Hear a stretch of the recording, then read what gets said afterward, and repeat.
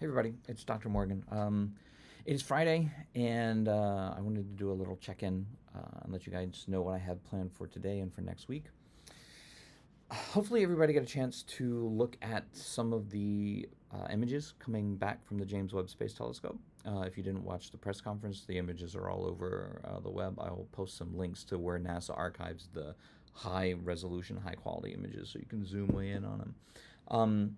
I'm not gonna do a video on all of the images together. A lot of the images actually are relevant to stuff we're studying in class, so I'll wait until we're talking about. Um, well, I already talked about the gravitational lensing one in the black hole video. When we talk about planetary formation, I'll talk about the Carina Nebula one, and we'll give them all their own little time to shine in the course.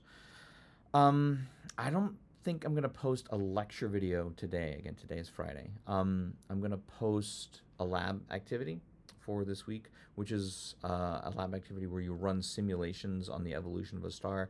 You enter the starting mass, and it calculates how long the star lives and whether or not it winds up as a neutron star or a black hole or whatever. So I'll post that this afternoon.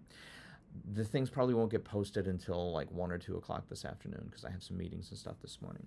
I'm also going to post another set of questions, what we've been calling quizzes, only because Canvas calls them quizzes. They're really kind of just weekly check-in questions.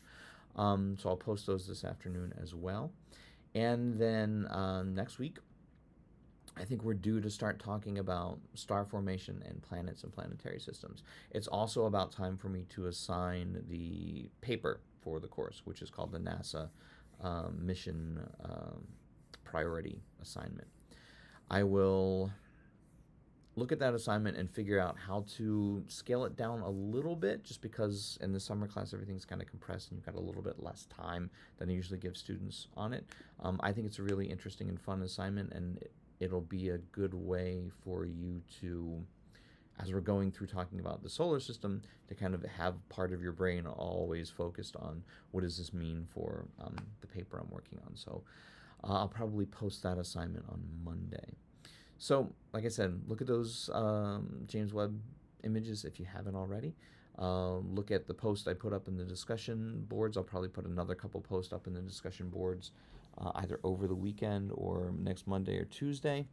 And yeah, so we're finishing up with stars and star evolution, star death, and moving to a smaller scale forward in time to talk about planets and planetary systems next week. One of the images from the James Webb is actually not an image, it is a spectrum of a gas giant exoplanet, a planet around another star.